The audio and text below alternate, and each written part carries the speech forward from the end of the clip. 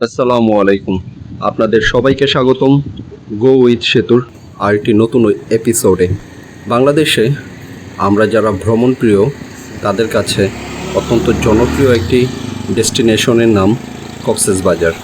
লকডাউনের ফলে কক্সবাজারের অবস্থা কীরূপ তা আমরা আজ এই ভিডিওতে দেখতে পাব। লকডাউনের কারণে সরকারি নির্দেশনা মোতাবেক যেহেতু সব হোটেল, মোটেল এবং রেস্টুরেন্টগুলো বন্ধ ছিল, তাই আমাদেরকে বাধ্য হয়ে কক্সবাজার শহর থেকে প্রায় 20 কিলোমিটার দূরে সোনারপাড়া নামক স্থানে সোনারপাড়া রেস্ট হাউসে উঠতে হয়। স্থানীয় এক বন্ধুর সহায়তায় আমরা এই রেস্ট হাউসে একটি রুম বুক করতে পারি। এই রেস্ট হাউসটি কক্সবাজার টেকনাফ মেরিন ড্রাইভের পাশে অবস্থিত, যার দরুন সমুদ্রের খুব কাছাকাছি থাকার সৌভাগ্য হয় আমাদের।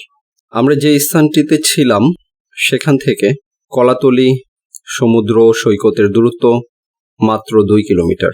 আমরা যেহেতু আমাদের নিজস্ব গাড়ি নিয়ে গিয়েছিলাম ঘুরতে, তাই আমরা রেস্ট হাউস থেকে প্রতিদিন ছোট ছোট সৈকতগুলোতে, যেগুলো মেরিন ড্রাইভের পাশে অবস্থিত, একটি একটি করে ভ্রমণ করার সুযোগ পাই। আজ আপনারা আমার সাথে সেই ছোট ছোট 2-1টি সৈকত এবং তার সাথে কলাতলি সমুদ্র সৈকত উপভোগ করবেন।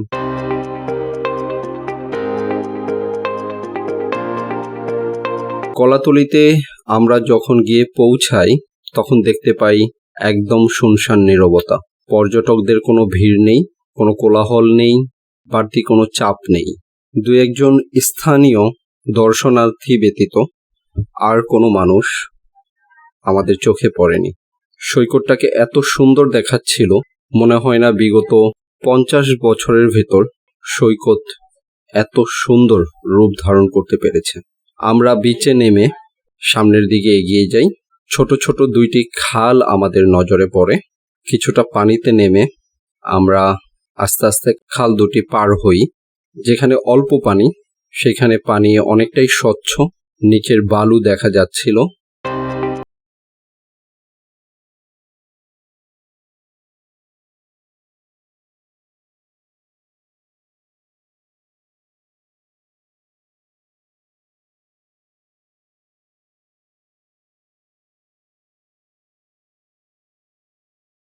খাল পার হয়ে মূল সৈকতে পৌঁছার পর আমাদের নজরে আসে সেখানে অলস নোঙর করে আছে অনেকগুলো সাম্পান, যেগুলো মূলত এখানকার জেলেরা মাছ ধরার কাজে ব্যবহার করে থাকেন। কিছুক্ষণ অপেক্ষা করতেই আমরা দেখতে পাই একটি সাম্পান সমুদ্রের দিকে বের হয়ে যাচ্ছে। জেলেরা এখানে কিছুটা কর্মব্যস্ত। সমুদ্রে যেহেতু লকডাউন তেমনটা নেই, তাই তারা জীবিকার সন্ধানে সমুদ্রের বুকে সাম্পান নিয়ে এগিয়ে যাচ্ছে। সাথে সাথে কিছু স্থানীয় ছোট ছোট ছেলেরা অত্যন্ত তাপদাহে ক্লান্ত হয়ে সমুদ্রের লোনা জলে নিজেদেরকে ভিজিয়ে নিচ্ছিল কিছুটা শীতলতা অনুভব করার জন্য।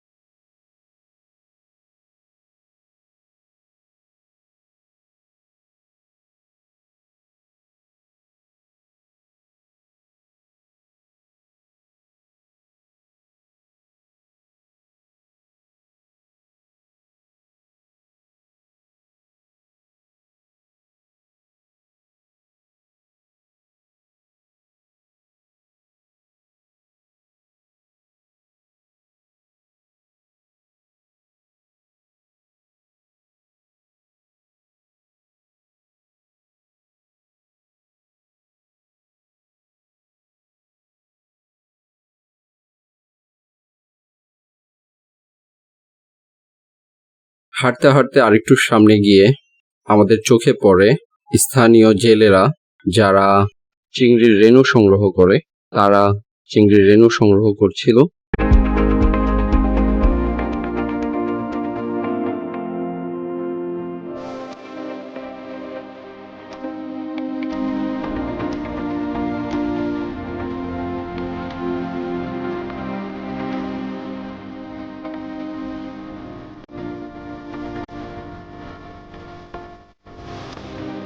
এই যে আপনারা দেখতে পাচ্ছেন জাল ওঠানোর পরে কিভাবে রেণুগুলোকে আলাদা করা হয়।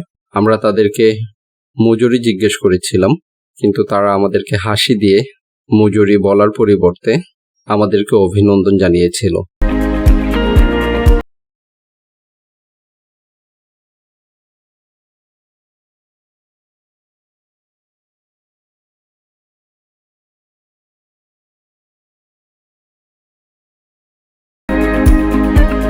আপনাদের যাদের সাম্পান অত্যন্ত কাছ থেকে দেখার সৌভাগ্য হয়নি, তারা দেখে নেন সাম্পানের ভেতরটা কেমন হয়।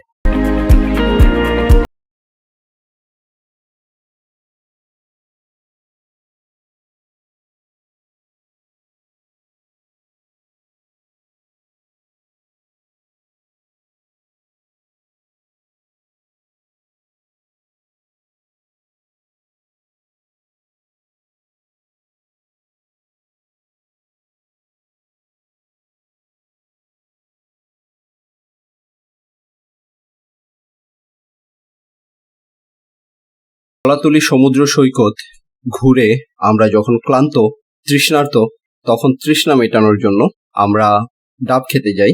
এখানে ডাবওয়ালার সাথে আলাপচারিতায় আমরা জানতে পারি লকডাউনের ফলে তাদের ব্যবসার অবস্থা খুবই খারাপ।